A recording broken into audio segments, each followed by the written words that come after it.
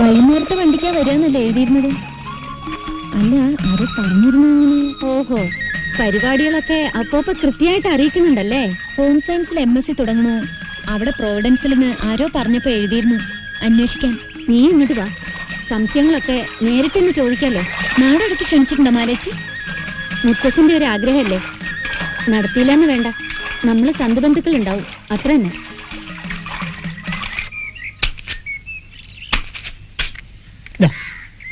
ഗ്ലാസ്സിലാക്കണോ? വേണ്ട.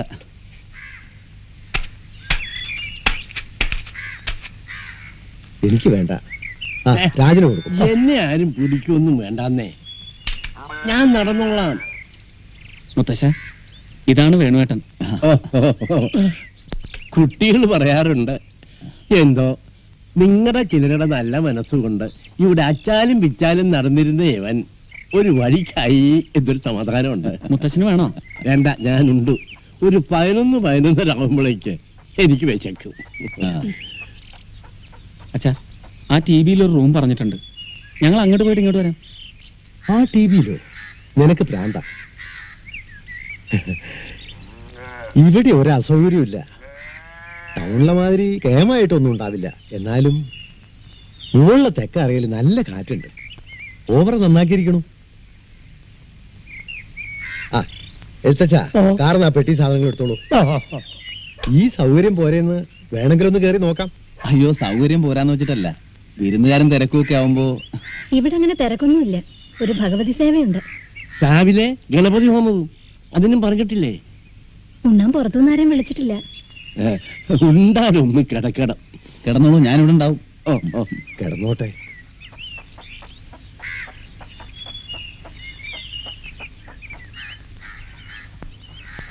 കാഴ്ചക്ക് ഇപ്പോഴും ഒരു മങ്ങലുമില്ല.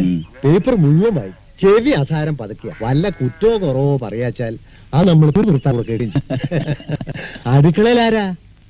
ആ പണി കഴിച്ചിട്ട് വാ, എന്നിട്ട് വിസ്തരിച്ച് സംസാരിക്കുക. ആളെവിടെയും പോവില്ല. പണ്ട് വന്നപ്പോ കണ്ടില്ല കണ്ടില്ല എന്ന് പറഞ്ഞ് ഇവക്ക് എന്നും ഈർഷ്യലുണ്ടായിരുന്നു. എടാ, ഞാൻ 2 കത്തയച്ചതിനും മറുപടിയില്ല. വേറെ ചിലർക്ക് റെഡിക്ക് മറുപടി. കാർ വിളിച്ചു വന്നത് എന്തിനാപ്പോ? ഞങ്ങളെയൊക്കെ ഒന്ന് ഞെട്ടിക്കാനോ? സിംഗപ്പൂരും ദുബായിലും ഒന്നും അല്ലല്ലോ. 6 മാസം ഇങ്ങോട്ട് തിരിഞ്ഞു നോക്കിയിട്ട് എന്ത് മലമറിക്കണ ഉദ്യോഗാടാ എനിക്ക്? അത് ഇവിടെ ചോദിച്ചു. പണിയെടുപ്പിക്കണ മുതലാളി തന്നെ വന്നിരിക്കണു. ഇത് ചേച്ചി. ഇവർക്ക് കുളിക്കാൻ പോകുമ്പോ തുണ പോയിരുന്ന ആ പഴയ ചെക്കൻ തന്നെയാണ് ഞാൻ ഇപ്പോഴും എന്നാണ് വിചാരം. ആ ഒറ്റ കുഴപ്പമേ ഉള്ളൂ, വേറൊന്നും വിചാരിക്കണ്ട. ശരീരം പോത്തോലായിട്ടെന്താ, ബുദ്ധി അവിടെ തന്നെ നിക്കല്ലേ. ഇവറ്റ രണ്ടും കണ്ടുമുട്ടിയ കടിപിടി തുടങ്ങി. അല്ല, കുളിക്കോ മറ്റോ വേണോ? വേണ്ട. വേണോട്ടാ, നമുക്ക് മുകളിലേക്ക് പോവാം.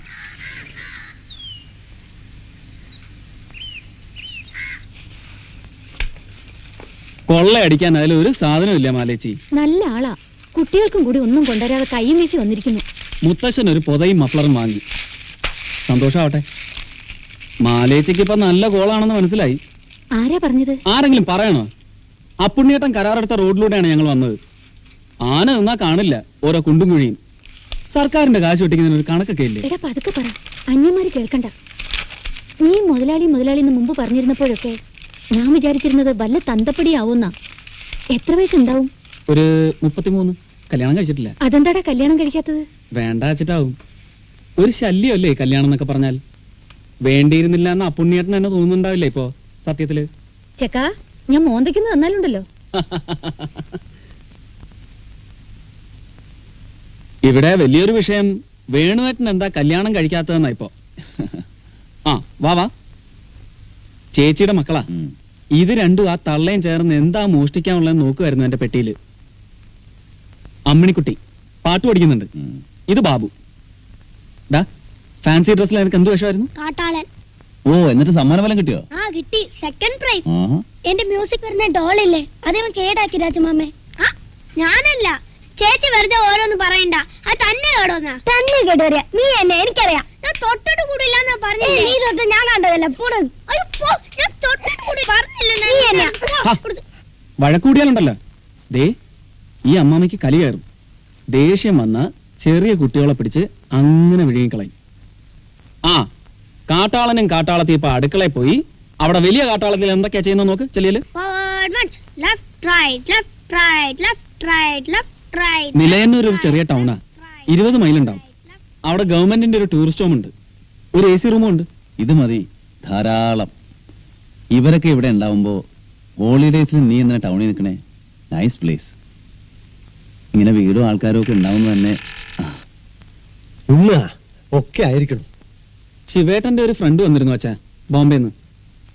പരിചയപ്പെട്ടവർക്കൊക്കെ അവനെന്ന് വെച്ചാ കയ്യല നിൽക്കണയിടത്ത് പുതിയ ഫാഷൻ ഒരു നല്ല വീടുണ്ടാക്കണം. റോഡിന്റെ സൈഡിൽ സ്ഥിരമായിട്ട് വാടക കിട്ടാൻ 5 മുറി പീടി എടുക്കണം. അങ്ങനെ പല മോഹങ്ങളും പറഞ്ഞിട്ട് പോയ ആളാ. വേണോട്ടാ വരൂ. ശിവൻകുട്ടി പോയ സ്ഥാനത്ത് ദൈവം ഒരാളെ തന്നു. എനിക്കും ഇവന്റെ അമ്മയ്ക്കും ഉള്ളിൽ എപ്പോഴും വിചാരമുണ്ട്, ഇവനെ കൊണ്ടുപോയി ഒരു വഴിക്കാക്കിയത് കൊണ്ട് ബുദ്ധിമുട്ട് കൂടാതെ കഴിയണമെന്ന്. ഒന്നും ഞങ്ങളാച്ചാലില്ലാത്ത കാലത്തും ഇവിടുത്തെ കുട്ടികളെ പറ്റി ഒരു ശ്രദ്ധ ഉണ്ടാവണം. അതേ എനിക്ക് പറയാനുള്ളൂ. വരൂ, കഴിക്ക.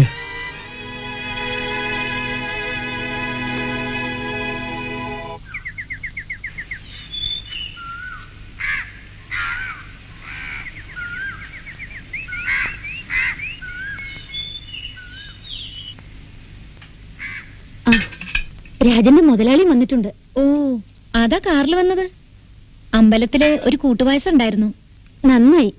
മധുരം ഒന്നും ഇല്ലാലോ എന്ന് വിചാരിച്ചിട്ടേ ഉള്ളൂ.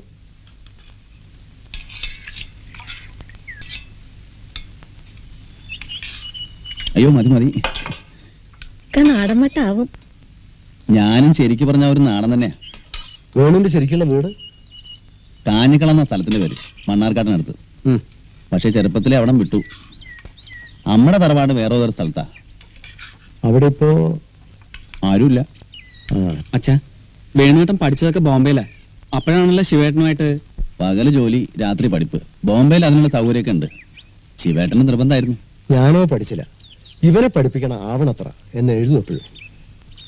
പഠിപ്പെന്ന് വെച്ചാൽ വലിയ കാര്യമായിരുന്നു. അപ്പുണ്ണിയേട്ടാ ഇരുന്നോളൂ. അളിയനാ, ഇതെന്റെ. മനസ്സിലായി, ധാരാളം കേട്ടിട്ടുണ്ട്. കൈ കഴുകി ഇരുന്നോളൂ. എനിക്ക് പിന്നെ മതി, ഒന്ന് കുളിക്കണം. രാവിലെ നേരത്തെ എഴുന്നേറ്റ് പോയതാ. ഓ, പായസം സദ്യ തന്നെ ആയല്ലോ മാലേച്ചി. ഇതിപ്പോ ദേവി കൊണ്ടുവന്നതാ. അപ്പുണ്ണിയേട്ടനും മാലേച്ചിയും തൊട്ട് പിന്നിലെ വീട്ടിലാ താമസം. വീട് അതാണെന്ന് പറയാമെന്ന് തന്നെ ഉള്ളൂ. പിന്നിലൊരു വഴി വെച്ചിട്ടുണ്ട്. ഭക്ഷണത്തിന്റെ നേരത്ത് പിള്ളേരെ ആട്ടി തെളിച്ച് നേരെ ഇങ്ങോട്ട് കടന്നാ മതി. വീട്ടു ചെലവെന്ന് പറഞ്ഞൊരു ചിന്ന കാശ് പുറത്തിറക്കേണ്ട കാര്യമില്ല. നീ അധികം പറഞ്ഞാലേ ഇവനെ സൂക്ഷിക്കണം കേട്ടോ. വിശ്വസിച്ച് ഓരോന്ന് ഏൽപ്പിക്കുന്ന ആളുകൾ വേണ്ടി തന്നെയാണ് പറയണത്. തൈര് കൂട്ടാൻ ഇത്തിരിച്ചുള്ളത്. അയ്യോ വേണ്ട. എന്നിട്ട് രാജന്റെ വിക്രിയ പറഞ്ഞില്ല. ഞാൻ പറയട്ടെടാ. ഓ, പറഞ്ഞോളൂ. ഇവനേ അല്ലെങ്കിൽ വേണ്ട. മാലേച്ചി തട്ടാനും കൊടുക്കാൻ തന്ന ഒരു 100 രൂപയും കൊണ്ട് ഞാൻ കടന്നു. അതാണ് കാര്യം വേണുട്ടാ. എന്നിട്ട് എവിടെ വരെ എത്തി? പാലക്കാട്ട് 2 ദിവസം കുശാൽ. ശിവൻകുട്ടിയുടെ അടുത്തേക്ക് ബോംബെക്കോ മറ്റോ വണ്ടി കയറിയിട്ടുണ്ടാവോ എന്ന് പേടിച്ചിരിക്കുമ്പോ വെണ്ടിയ ഭീഷണിയായിട്ടെന്റെ അടുത്ത് ബോംബെക്ക് പോകുന്നായിരുന്നല്ലോ. താക്കോലോളം വലിപ്പം ഉണ്ടായിരുന്ന കാലത്തും. 2 ദിവസം ബിരിയാണി, 3 നേരം, സിനിമ 2 എണ്ണം, 3 ഷോ, 100 ക്ലീൻ. വേഗം മടങ്ങുകയും ചെയ്തു. ഞാൻ തല്ലില്ലാന്നറിയാം, ആ ധൈര്യം അല്ലാണ്ട് എന്താ പറയാ. പക്ഷെ വേണുവേട്ടാ, ഈ അന്യായം കേൾക്കണം. ആ 100 രൂപയുടെ കാര്യം ഇടയ്ക്കിടയ്ക്ക് പറഞ്ഞ് മാലേച്ചിയും ഈ അളിയനും കൂടി എന്നെ പിഴിയുന്നതിനൊരു അവസാനം വേണ്ടേ? എത്ര കൊടുത്താലും ആ കടം പിന്നെയും ബാക്കി.